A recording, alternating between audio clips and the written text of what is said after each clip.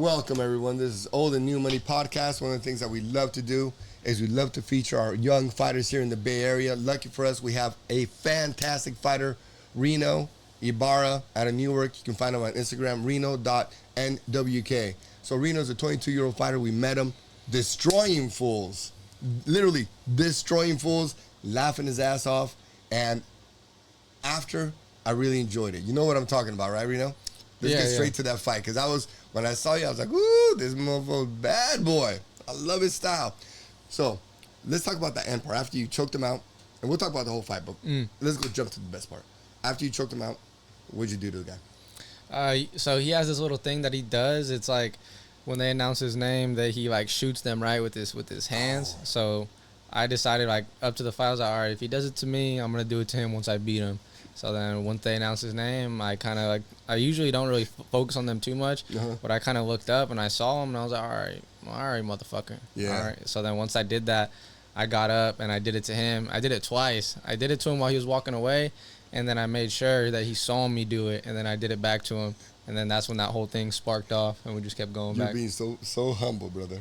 Let me tell you, for those, hopefully we're going to put your fight, a little clip on there so you see this part. When my boy here triangled his opponent, he got up and he started kind of dancing in his face. He started going bap, bap, bap, bap, like dancing in his face. He was like, what? Right?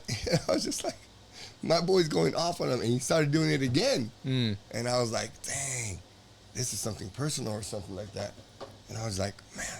So he did that gun thing. Was it just that, or you guys have some previous engagement or a little? No, the previous engagement that we had was that, so when I went in, I weighed in on the pro scale, because there's like the pro scale and the amateur scale. So when I weighed in on the pro scale, I was 135. Okay. But then when I weighed in on the amateur scale, I was 132. So then when he weighed in on the amateur scale, he was 143. So I knew, all right, so obviously the amateur scale isn't fully calibrated. Yeah. So obviously he's more than 143. He missed weight by 7 pounds. He made me sit there and struggle. He lost all my respect when he decided not to take this seriously. I'm chasing my dream here. So if you don't want to chase it, you need to not get in this cage. I understand, man. So at that point, the camp, like, I was just kind of like, this dude ain't taking this shit seriously. So it kind of made me upset, because I'm like, I'm over here fucking in the sauna, fucking sweating it off, trying to get to 135. And then my coach, Daniel Compton, he made him go outside and start running, because he's like, he came in like, like it was nothing. Like, I'm going to be 143 on a title fight, 135. So he went back outside, he started running. Then he came back in and barely got down to 141. So it was like, he wasn't even really trying. Yeah. So they ended up making him go in the bathroom and strip, get naked. And then he weighed in, but they didn't even tell me his final weight. All I know was the camo, they won't fight if you're over like 10 pounds apart. Okay. So I'm guessing it was either 10 pounds or just a little bit before 10 pounds. So at that point, I was like, this motherfucker I ain't got no respect for him. Yeah, so I showed him that after the fight. Yeah, no, we saw that. I was laughing my ass off, bro. I was literally laughing my ass off. You said that again, the camo. What's about the weight difference? Yeah. So what I was told was, if like two fighters, like let's say it's supposed to be 135, if I weigh 135, which I did, but I weighed 135 on the pro, but on the amateur it was 132, and he weighed 143 on the amateur, so it was 10 pounds apart, so they wouldn't sanction the fight. So the fight was going to be off unless he decided to cut it, or unless I decided to go up, make it a catch weight of 140, which SF Combat, they offered me that. They said, they gave me options. They said option one was you can go up to 140, it'll be a catch weight, it'll still be for that title, and you guys will both be eligible for that title. Or you can do option two, to where you keep it at 135. It's going to be that he misses weight, and regardless whether he wins or loses, he ain't getting that belt. So I was just kind of like, I just wanted to say fuck you any way I could. Yeah. So I was like, I'm going to stay at 135, and either way, he's going to know mentally that he ain't getting that belt. Yeah. So it's pretty much what I did, and then, yeah. That's clean, bro. Yeah. So how long, talk about that fight. How long did he have in time as far as preparation time? How many weeks did you get ahead of time before you knew you were going to fight this guy? And did you pick your opponent? Do you kind of know who's coming? Did you kind of pick him at time? Before this fight, I would don't like this dude. Nah, before this fight, I would. Because before this fight camp, I was the one reaching out to promoters, and I was like, hey, y'all want to get on your card? But this fight camp, I joined Smash Fighter. So from now on, it's Coach Rudy. He goes out and he handles who I'm fighting. So I didn't really get to say who I was fighting, nor do I care. I've said it in all my fights, anyone that can make 135, I'm going to smoke you. So he signed it. and that was pretty much it. But he knew about it about 6 to 7 weeks out. So that's why I was kind of like, you knew 6-7 weeks out and you still couldn't make 135. Yeah. So yeah. Well, those type of fighters, I don't want to say. I want to tell you something that happened with this guy, right? So when I saw you, when I saw your highlights, right? Because follow this man on Instagram, Reno.nwk. I saw that you smoked the guy, and I was like, wait, that's the guy. That's the guy that was supposed to be on our podcast, and he didn't show up. He just confirmed everything. Yeah. So when you smoked him, I was like, yeah, let's get this guy. Let's get this guy on the podcast. Give this guy his shine, right? And so I understand. You had skin in the game. Yeah. Me, I was like, good. You got I don't like flaky, so I don't like people flaking on me. You know, you got to honor your word, right? Palabra de hombres, you know? Sí. So when he did that, I was like, oh, that's kind of weird. So when you're saying that this guy missed weight, bro, he missed an opportunity to be in front of a bunch of people. You know, get his shine off. Because one of the things that I like to do, me and Cristobal talk about this all the time. By the way, Big Benny's in the house. What's up, Saludos. Big time Benny. Big time Benny. What's up, brother? So one of the things that we love to do is promote young fighters, because I really believe that you guys are probably the epitome of what masculine man is, right? You know how to fight, you work, you have a job, you're loyal, you're disciplined, you ain't stabbing no one in the back, but you put in that work and you understand fight, and it's a fight. Once it's done and we shake hands, right? What do you feel is the most impressive thing about a mixed martial artist? I kind of, the reason why I got into it was I just feel like it's the most normal gladiator type of thing, like how you were saying about men. I think that's the best way to prove that you're the man, you know? Like, there's no other way. You could have more money than someone, that's cool, you know? You could be born into money. You know, you could go off, do other stuff, but I really feel like with fighting, it's really, you're stepping in there. It's not a team sport where if it's football, basketball, you could blame, like, the quarterback, you could blame the coach, or you could blame whatever teammate you want, saying that's the reason why we lost. But in the end of the day, when you go out and fight, is you and that person, and it's whether you can, like, you know, with go through that storm of, like, that mental capacity, because I feel like a lot of fighting is a lot more mental than actually fighting itself. So I feel like it helps me push, and that's what I enjoy about it, is that, like, all right, let me get those emotions in my body, let me keep pushing, let me see what my body can do. Now, when you were fighting, it didn't seem you were too emotional. It seemed like you released that emotion after you won. Do you think you're an emotional fighter, or at times, have you gotten emotional during some fights? Do you feel that at times, or what? I don't feel like I'm an emotional fighter. I feel like there is emotion in fighting, because through that fight camp, you know, you deal with every fighter deals with injuries, whether it's minor or major. You got to deal with, like, family situations. You got to deal with work. You got to deal with, like, you know, life as it is. So obviously there's an emotion. I'm a human being, you know, so I'm always have that emotion. Of course. But when I get into that fight and I get that fight week, I get more numb, you know. I understand my mentality of it is when I go into that cage, like, it's life or death. I'm either going to walk out and go back to my girl and we're going to go back home, you know, or I'm going to die in that cage. So I kind of let go of that emotion. The only emotion that I have is if one of us is going home to go eat, and it's going to be me. So when I release at the end, because all my fights I always get, I release that emotion, right? Of course.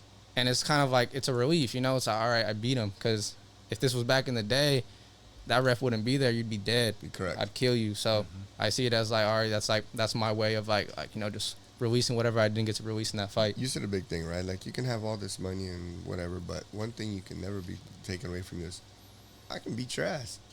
You can have all this money in this world, but if you don't know how to fight, what's the value in you not being able to defend yourself? Yeah, I agree. You know? And so you got into this mixed martial artist. At what age? I got in when I was about 12 or 13. And what art were you practicing? Brazilian Jiu-Jitsu. Brazilian Jiu-Jitsu. Yeah. I feel that every single martial artist should start out with Brazilian Jiu-Jitsu. Why? I think it's the hardest thing. You can't master it. There's no one in this world that has mastered Brazilian Jiu-Jitsu. There's always something new to learn, new technique, you know, new move, new leverage, new point. I feel like with stand-up, I'm not saying it's easy, because by all means it's not easy to master, but it's something that you can get the hang of, you know. I kind of see it like Habib, you know. Habib, he focused just straight wrestling, grappling. That took him to the top, you know. His striking, you see his striking in the UFC, wasn't too bright, you know. It wasn't too crazy. Then you have the other side, you have Adesanya. Yeah, you do. He's a striker. He's a good grappler too. I feel like a lot of people don't take him down. I think they can't get to him. Yeah, they can't get to him. He's too long. He's built to fight. Like, kind of like John Jones. Like, their bodies are just built for Anderson Silva, the same style. But do you remember Anderson Silva? Yeah, I remember Anderson Silva. I remember the fight. Yeah. I watched UFC too when I was young. I watched it with my pops and all his friends. So I remember the one big fight that I remember is when he got knocked out and he was doing too much head movement. Oh, Weidman? Yeah, Weidman cracked him. Fucked this shit so, up. Yeah. Yeah.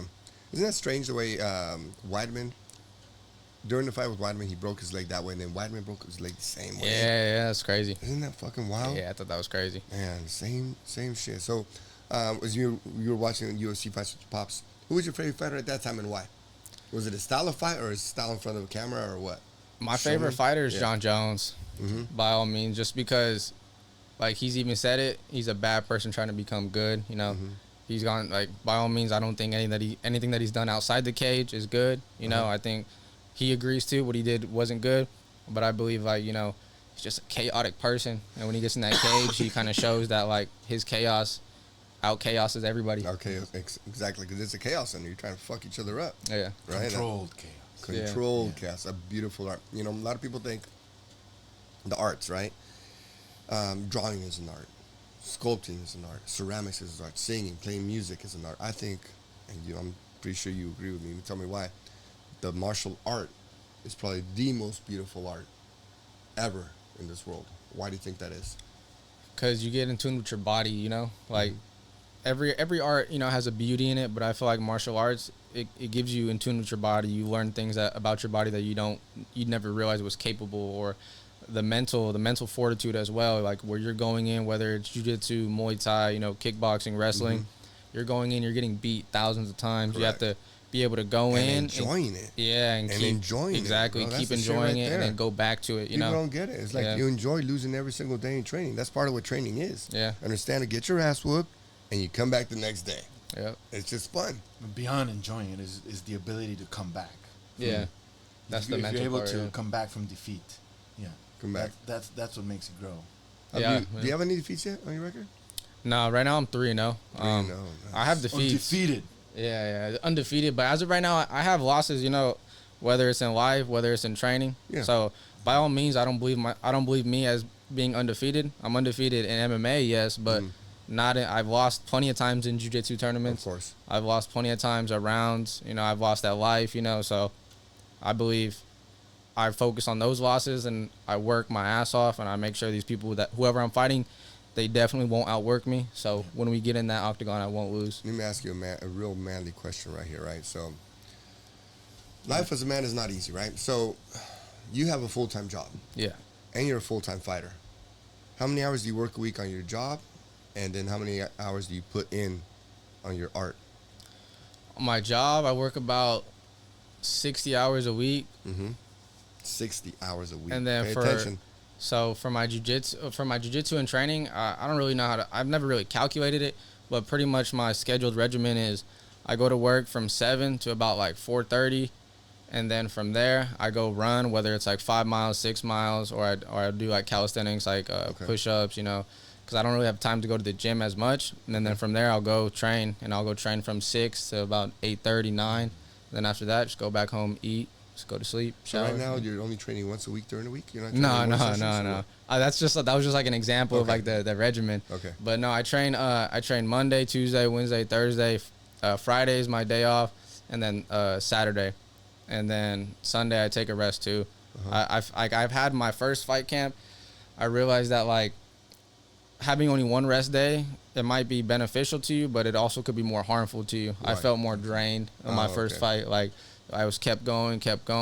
So on my rest days, I really learned to. I'm still learning. I haven't mastered it yet, but I'm learning to decompress. Really not think about fighting. Really just enjoy life at home. Just hang out with my girl. Whether it's just hanging around family, doing whatever. Just try to keep my mind off of that, and then once I go back, bam, right back to it. And what do you like to do for fun? Like, really, what makes you laugh? What makes you smile? Apart from fighting? That's mad fun. I understand it because we all do it here. Everyone in this room does it. But apart from fighting, what makes you laugh? What do you really enjoy? Man, beats me. I just like shooting the shit. Pretty much. Like, I'm a really laid back person. I don't go to parties. Like I told you guys before, I only got two I wouldn't even consider them friends or brothers to me. You know, I don't got no friends. I got brothers. You know, so one of them's he's in the Marines. You know, right now he's deployed in Australia. Shit, I'm a Marine too. Yeah, sick, retired, bro. brother. Yeah, and then I got the other one. He's in the electrician union. So I surround myself with people that are willing to succeed. So I just like hanging out, man. I like talking. You know, I like manifesting. I like what makes me laugh. You know, I love watching UFC fights. You know, Yeah, so me too. I watch those. I have fun with that. You know, I'm a really simple person. I'll play video games here and there too. You know, I like a little bit of Warzone. You know, to relax. But give these guys some gems. Talk about that manifesting, because I get it, but talk about it. How do you manifest? What's your process to manifest? Dude, manifest is crazy. That's what I believe in. For me, I'm not a religious person to like any type of religion other than spirituality. Like I believe in like what you have, like I believe in crystals. I believe in spirit. I believe in like energy. I believe in manifesting. I believe in all Meditation. that. Like meditation. Yeah. I meditate. But what manifest. Let's get it out, son. Yeah, get it fuck, out, dude. It'll come out. Fuck, say it again. Manifestation, right? So like what I'll do, manifesting. So I have a journal, right? So I'll also journal. Yeah. I'll write what I believe, you know, and John Jones has said it too, you know, like a person that I look up to.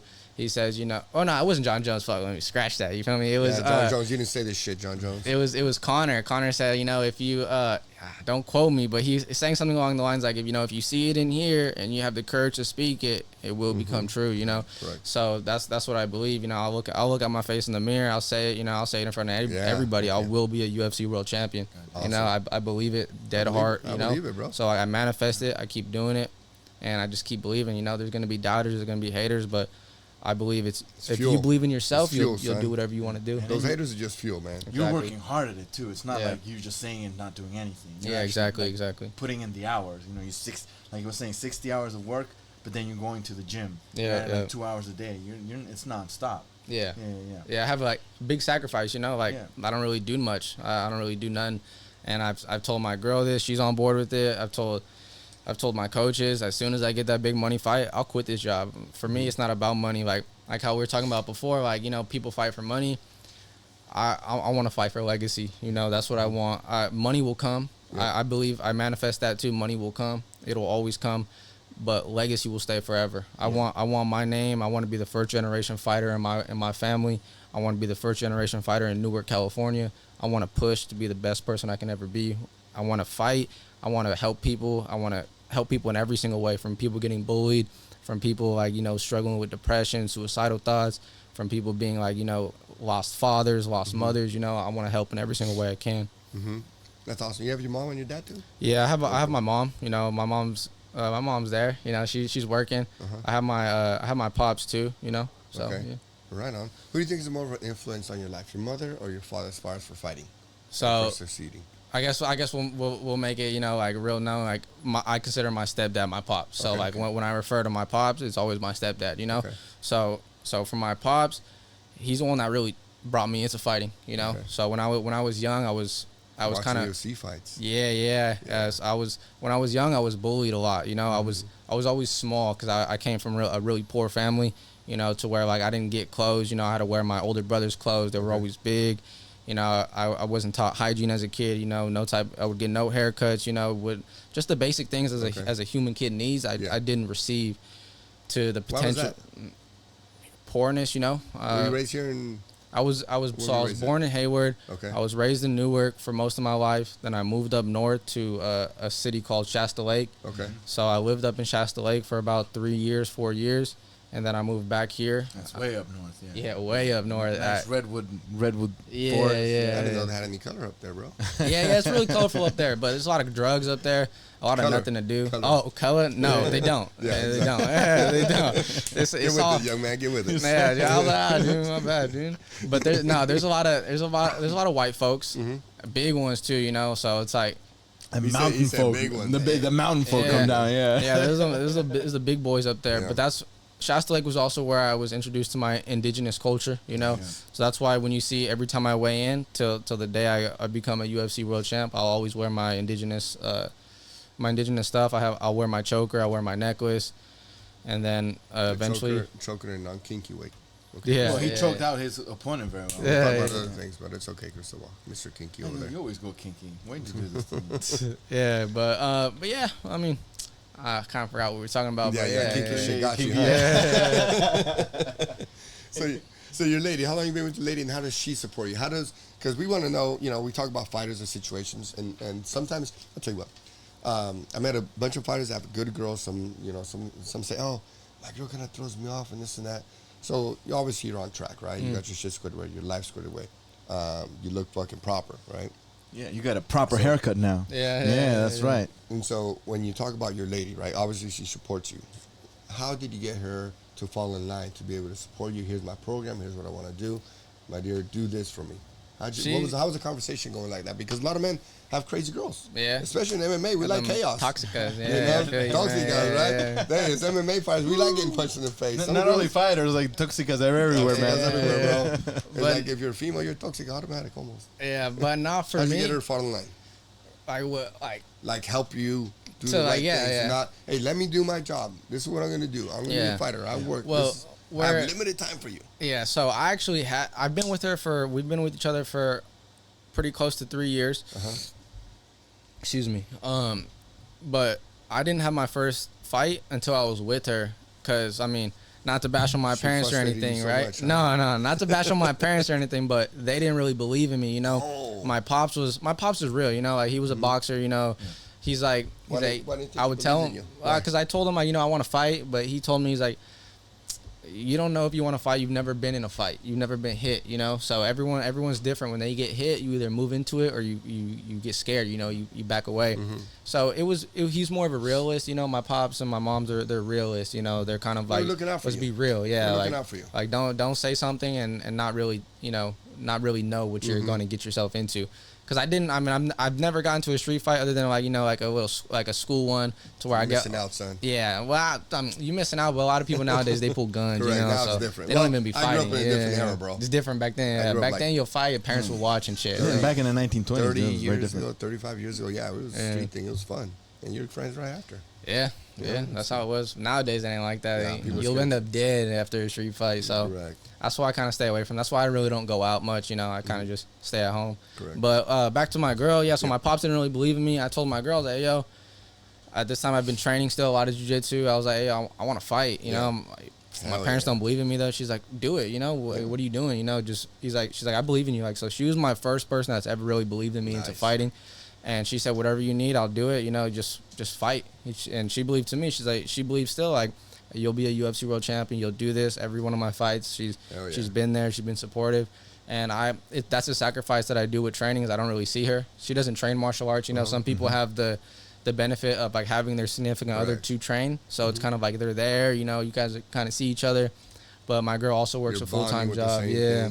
Gotcha. So it's a big sacrifice, right? So like I'm going to work. I'm coming back home. I'm running. I'm doing my workouts, and then I go train. So I come back home. She's really supportive. She'll have dinner made for me, So I'll go shower. I will eat, then we'll go to bed. And she's really supportive. She's always the one pushing me more. Like when I feel like every fighter, they get kind of like, fuck, dude. Like I'm tired. I wanna chill. But she's kind of like, fuck that. Go push. You got this. Like if I'm gonna say I'm gonna go run 5 miles, I fucking run 6. I go do this. You got this. I go train. Go do this. Go do that.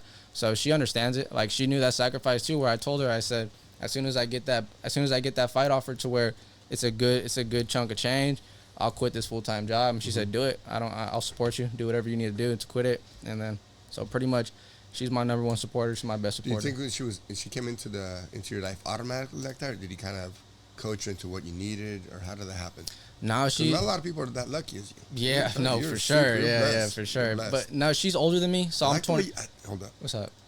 I like why you kind of start smirking when you start thinking about her. Yeah, you look all in love. Well, because she's enamorado, enamorado aquí.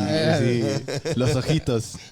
Yeah, because she, like, I feel like a real supporter. I've been around a lot of people. Like, I'm still like considered young, right? I'm 22, so a lot of people consider me still a kid. They still consider me young, but I believe it's like you're like what you go through mentally, what you really figure out. Right. But no, when I met her, she's a little bit older than me, so she kind of like was out of that little girl shit, She wasn't like, oh, let's go to the club, let's go do all this bullshit. Yeah. So she was like more of like, about her shit. You know, she's really family orientated. So that's where like she kind of like gets like doesn't really like to go out more. She's like she'd rather hang out with her nieces, you know, or like she'd rather be with her family. Or what is she? Yeah. She's Mexican. She's also indigenous as well. Oh, nice. Yeah. That's So cool. that's good too. You know, we got both of our people, but yeah, she's always been on board. To be honest, she's been really supportive. So she was just game on right from the get go. From the get go, yeah. You have to talk to her, nothing like that. You just kind of. She Nah. fell in love and sprung on you, and yeah, I told her I want to fight, you know, and she said fight, and then I said fuck it, let's go, you know. Yeah. I started going, and then just haven't looked back. And same thing with her. She like, you know, she's like keep pushing. So coach these guys, right? As far as your enter this conversation, this part of it as a coach. You have a lady at home, gentlemen. This is how you set up the fight week, because also people don't know how fight week is set up. So as you're coming into a fight. I'm just enjoying the fight. I'm a no one. I've seen 2 MMA fights in my life, right? Yeah. How does a fighter prepare for this with living with this lady in a full-time job? Yeah. What do you do? Talk about that. I think honestly, it's really situational. It depends on you and your relationship. Let's talk about the last fight that I saw you, San Francisco Combat. Yeah. So the last one. Shout out to Steve Burnett. Yeah. Shout out to you Bad guys. boy. But so pretty much fight week, you know, I let her know. I always remind her, like, hey, yo, my emotions are kind of go a little bit numb. You know, I'm not gonna be all so lovey-dovey with you. And she knows it, she understands it, and I tell her too, you know, like this fight I worked on not being rude, you know, because I realized I don't need to be rude to her if I'm already being emotional. If there's a difference between being a dick to your lady and then just, you know, not showing emotion to your lady.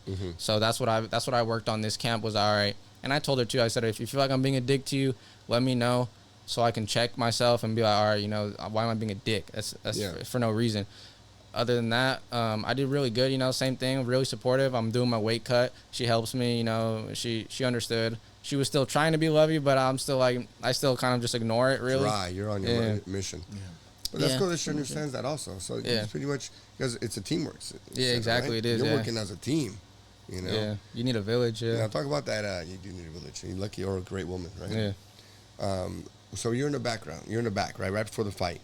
And you're walking out. How does that feeling feel? What are you feeling right before the walkout? You're like, you're up next. The coach says, you're up next, son. Get ready, Reno. I'm gonna kill this motherfucker. That's it. You know, that's what I believe. You know, like I'm back there. You know, there's a lot of fighters back there. It sucks being an amateur because you're like fucking surrounded by everyone. I you saw know, that. Like, everyone, 40 people right there, all stacked together. Everyone's stretching. Keep winning, son. And it's hard to really get a good warm up because you know you're about to run into someone else. Like I almost ran into you. Like you were warming up, I was warming up. I was like, oh fuck, you know. Like so, you got to be really aware from your surroundings. But it's like you also want to be in tune, you know. So He's and then pointing it's like a big time Benny over here. Yeah. And then, but then it's like you also see people coming back, and you see them losing. You know, like one of my teammates, unfortunately, he lost. Who was your teammate? Tim. Tim, you'll be back, Tim. Yeah, no, for sure. Tim's a fucking dog, man. Exactly. Whoever he gets up next, he's gonna get him. So he came back, and I kind of knew he lost, but I was kind of like, fuck it, you know, I need to focus on my own shit. Turned up my headphones, you know. But when I get the next call, like I'm next, you know, I tell myself, all right, bro, fuck it, let's kill this motherfucker. He won't beat me. And same thing, like when I'm walking out, I don't really care about the fans in that moment. Like if they have their hands out, I'll slap their hands or whatever. But in that moment, I know you didn't slap my hand, bro. I didn't see you, man. I tell you, my fault, bro. I didn't see you, but he gets emotional. My feelings are still here, bro. See how he gets hurt? Be careful.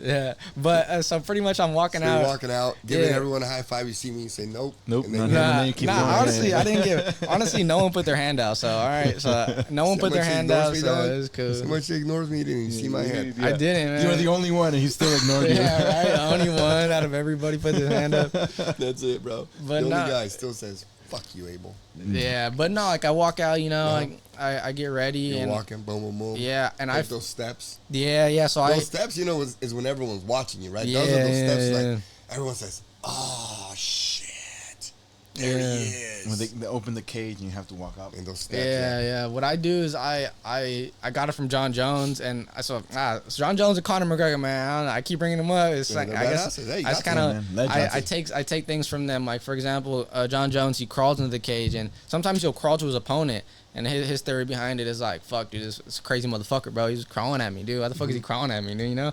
So I see it. I see myself, and this has come from that Conor perspective. Conor feels like himself. He's a chained animal when he's outside the cage, but when he gets in, he's home. So same thing with me. I feel like when I'm not in that cage, I'm chained up. You know, I can't really show who I am. I can't show what I'm capable of. because I have a mouthpiece on me. You know, you see me talk shit. You see me look like I'm cocky. You see me look like I'm all this shit. I like that. But shit. when I crawl into that cage. As I'm crawling into that cage, I feel these chains getting off of me. I feel that chain on my ankle getting released, that chain on my body getting released, the chain on my neck getting released. And as soon as I stomp in that cage, I'm home. You know, I'm where I'm supposed to be. Like back in the day with my people, you know, they fight. You know, they fight to the death. So I'm like, all right, I'm here. That's powerful, man. That's very powerful, That's sick, bro. That's sick. So now, you're in front of your opponent. You're in front of your prey, right? And you're looking straight at him. And you're already mad because he didn't make weight, right? And I'm mad at him too because he didn't fucking show up too. So now it's fucking two of us against this fucking dude, right? Yeah. Now it's two of us against this fucking. I'm in there too. You're in the cage as well. Yeah. I'm right there with him. I'm like throwing my voodoo shit. Fucking, fucking pass out, puto. Not puto, don't beat me up, but you know what I'm saying. And so, fucking boom. You're right there in front of your opponent. You're looking straight at him. What are you thinking? You're like seconds before you guys unleash on dude, I'm talking to him. I'm looking at him. I'm talking to him, dude. I'm looking at him. I'm making eye contact with him. He don't want to look at me. I'm looking at him. I'm gonna fucking beat you. I'm gonna kill you. You're not gonna beat me. I'm gonna fucking kill you right now. I tell him too. This is my fucking home. You won't fucking beat me. And then I walk back and forth. And even the ref that was right there. I don't know who it was, but he was like, "Hey, bro, he's fucking scared of you, man. He's scared, man."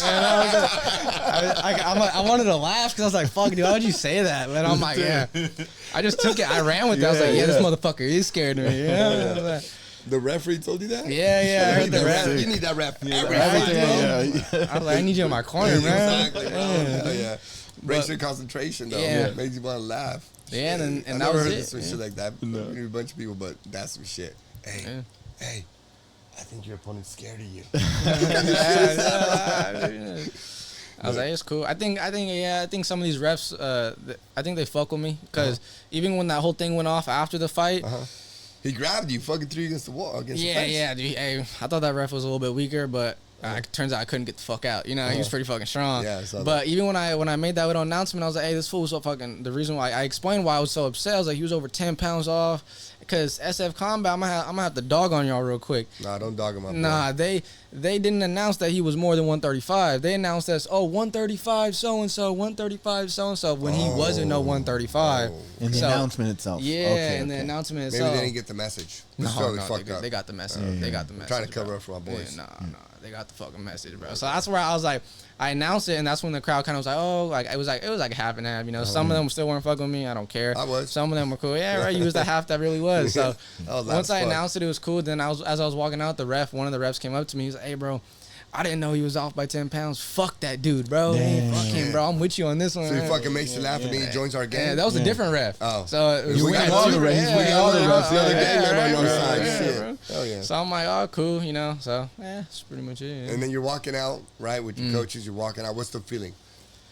No, but before you jump in that, I really want you to get into the tactics of beating him because he really took you down. There was a moment he took you down and you finished him with a triangle choke. Yeah. And it seemed like you had control the whole time, even though you were on your back. Yeah. Yeah. What did you? Because you were explaining to me earlier when we're having in the back, your adjustment you did from your previous fight to this one. Yeah. Flavio Meyer Jiu-Jitsu, man. You know, that's the best. It's the best Jiu-Jitsu in the world, man. I'll stand by it and scream on it, bro. Flavio Meyer Jiu-Jitsu. But it was pretty much like something like it's Flavio's favorite move too. Like he was so hyped when I got him with the triangle because that's like his signature move. So then I went to go shoot, and my initial perspective was my coaches wanted me to take him to the ground and just fucking take his neck home with me. Yeah. But I wanted to go to the cage and I wanted to like do some damage. But he decided to drop down, and then he went to go take me down. I think he surrendered. Yeah. I think from remembering the fight, I think he just kind of surrendered. Yeah, he was right. like, this guy's too fucking amped. Yeah, he's gonna fucking hit me too much. Yeah, so then he went to go take me down. Again, that's something that I'm gonna fix for my next fight. I shouldn't be getting taken down. You know, I've been working a lot of wrestling with Peter. He's a professional fighter from Smash as well. So we've been working a lot of wrestling. And you know he shouldn't have taken me down, so that's my mistake. You know I made mistakes in that fight, even though it was still under a minute. I made mistakes. Did your body kind of want to go down when you were in that moment? Because of jiu-jitsu. Same thing. When me and this motherfucker grapple and fucking fight, I always want to fall back. And, you know, it's just a natural thing, right? Yeah. I feel you on that. So but Yeah, but going back to your thing where, so he takes me down, right? And then at that moment when we're down, we're kind of next to the cage, and my left foot was stuck, so I couldn't really get full guard. And I was just, like, when I had him down, I just breathed. I'm sorry, you know, because I think some fighters... You told him I'm sorry? Fuck no, dude. Hell no. Lo siento mucho. I'm so sorry. Yeah, right, dude. I don't really talk. Like, I've had my past fight before this. The dude was talking shit to me while we were fighting. Yeah, I can tell you about that after, dude. But, so with this guy, so I got him. I ended up getting my leg free. I got full guard. And then, dude, just like I was telling you, dude, the most basic, like, you learn this as a white belt. You know, as a white belt, when you're learning, like how to throw up a triangle, you're stuffing whatever arm you want to stuff. You grab it, wrist control, stuff it, throw your hips up. Right. Yeah, by book, bro. You could write it down what I did. Yeah, that's what they teach the first time they teach you triangle choke. That's what you do. Yeah. So I go, what I also believe, you know, Flavio and the jiu-jitsu I told you I learned self-defense. Yeah. Fundamentals will beat style. Correct. You know, so like I noticed, like I'll go to, like we were at Tactica. We went to house. I'm beating house jiu-jitsu. I've gone to other gyms. I've gone to hundreds of open mats or different gyms that they go, and I'm beating them. I'm beating everyone because it's like they're fundamentals. I'm not trying new things. I'm not trying I'm not trying like little flying like De La Rivas or like spider guard or anything, like none of that. I stick to really just basic, like just guard, half guard, side control, mount, back, the real simple things. Simple shit works. Yeah, exactly. That's what I do also. And the more you sharpen it, the better you get, the more lethal it is. Yeah, exactly. Understand the right moves. Tell me about that other fight when the dude was talking shit to you during the fight. Yeah, so that was You had all these crazy fights, bro. Yeah, dude, all my fights have been pretty hectic. Yeah. So I'm a hectic person, man. Like I told you, I'm from Newark, California, man. I'm not from no San Jose, man. I'm from Newark. You know, a lot of people don't know Newark, but people that are from Newark, you know, like we come with a bang. So it's the armpit of the Bay Area. Yes or no? I don't know how the fuck. You already said yeah. The first one, yeah, he's like, yeah, got him. All right, so pretty much with that second fight, what happened? I was going against this guy. His name's Jacinth Baker. So from where? He's from Reno. Okay. Yeah, so he came. This was in Santa Cruz. We went, and that was when I was telling you guys about. I shot up an arm bar, and then he picked me up because I didn't hook his leg, and he slammed me on my head. So, yeah, he got me pretty good because I made that really bad. I would have finished him, and that would have been underneath 30 seconds. You know, if I would have hooked his leg. I didn't hook his leg, and it was a pretty bad error. He slammed me on my head, and then we scramble. And then that was your first fight? That was my second fight. Second fight, okay. And then we ended up getting at the end of the first round. We ended up getting close to the cage, and then my coaches say, "Hey, 10 seconds left." So then I just started, I'm like, "Fuck it, you know, just let me." I hit him, and I try to go for an armbar, and then he stacks me, and he pulls out, and then he's like I'm kind of on my back, and he's kind of over the top of me, and the bell rings. He comes up, he's like, "Yeah, what now, motherfucker? What now?" And I'm like, I don't say anything because I'm like, all right. Talking's before the fight. We're in the fight. Cool. I just look at him in my head, take a mental note. All right, motherfucker. Like, you know, it's all right. So then we go the second time. I shoot a double leg. Again, you know, I messed up on that double leg. I shot the double leg, and when you shoot the double leg, you know, you wanna go for the knees, right? Yep. When you go and turn that corner. I shot up and I threw around his hips. I noticed he has longer legs, so when he was basing out, I hooked his leg and I still took him down. And then I ended up getting mount, and then I TKO'd him from mount. Damn. And then I was like, "What now, bitch?" I was like, "What's up, bitch?" I was like, "You want to talk all that shit?" He's like a rapper too, you know, like he makes songs and shit. I was like, "Remember, you're a fucking rapper. You ain't about this fucking life, bitch." Damn. I was like, "Go back to where the fuck you from." And then he's all just looking at me fucking. There's like a picture you can find. He's all has his hands on his fucking thighs, looking down, fucking. Another broke. Yeah, but his whole family thought he won the fight, dude. And I don't know how, bro. Like on the YouTube, if you look it up on YouTube, his comments, his whole family's like, early stoppage. Reno really lost that fight. Jacinth, you won. I'm like, bro, fuck it, dude. I don't care, dude. You know, you see it on video, man. So 2 times. The last 2 fights. But then, so for this time you hooked his leg. Yeah, for the third fight, so this time I was like, I'm not fucking getting slammed in my head because it hurt. You know, you get something in your head, you fucking bam, dude. Just from what you're describing, pain's a good teacher. Just from what you're describing your fights, the first 30 seconds, both times you went on your back. Do you like that? Are you gonna correct that or leave it as is? Because you won both fights. Yeah, my first. But you get scouted. So I won my first fight off my back. Okay. Second fight I won off a mount. Third fight I won off my back. Okay. So my third fight, I hooked his leg because I'm not getting fucking slammed again. That shit hurt. So I hooked his leg, and then he You fell. don't like it? Hell no, dude. And fuck that, dude. I'd rather He like, does the slamming. That's how it works. Yeah, dude. I'd rather do the slamming, like Compton, bro. Compton, like he he gained me up. He's like, hey, dude, because I told him I was like, I want to sit there and bang with someone, because I know I have a chin, like, I'm in the gym. I know I could take a hit. I know I could give one. But he's like, dude, fuck that. Why are you want to get CTE for? Your grappling is really good. Do what you're good at. And I'm like, you fucking right, bro. Fuck the CTE, bro. Let me take these guys down and just maul them. Yeah. So I hook his leg, right? Fucking, he falls over, and then that's when I readjusted, because when I had the triangle at first, it was on my ankle. So I readjusted. I grabbed my shin, and then I pulled it deeper. Yeah. And I knew, I was like, he's either gonna tap or go to sleep. How do you think you're gonna win your next fight? And when is your next fight? And how do you think you're gonna win? My next fight, we're not too sure yet. Okay. We're still thinking about it. It might be November, October. We're not too sure. Or San Francisco Combat, or for who? Possibly, or maybe Dragon House, or maybe another promotion. We haven't haven't really. Where's Dragon House out of? San Francisco. They fight in San Francisco? Or? Well, I don't know. I'm not from San Francisco, but wherever the Cow Palace is, I think it's in San Francisco. Yeah. Dragon House. And that one's more of like a little Street Fighter one too. Like the production. I'm not fucking dogging on y'all, but I heard the production is not too swell. I heard like there's not a lot of lights. It kind of looks like Never Back Down. We'll help you like out. Never Back Down, where they're like it's like all in the little corner. Don't matter. A fight's a fight. Yeah, that's how I see it. So that one's cool. That one's also day before weigh-ins. So I would enjoy that one as well. Yeah, that's cool. Awesome. But yeah. Well, brother, we enjoyed you. Hopefully the wisdom is out to the young fighters. Where can we find you? You guys can find me on my Instagram. It's pretty much all I got. It's reno.nwk. I'm on there. I try to post as much as possible. But yeah, till then I'm just training. Speaking some wisdom, brother. We appreciate you. So reno.nwk. Find him, follow him, watch his fights. Future UFC fighter. He's calling it. Watch him live his life. Congratulations on that. Thank you. Thanks Appreciate for being it. with us. Yeah. Man. Great job. Yeah, thank you. Well done, brother.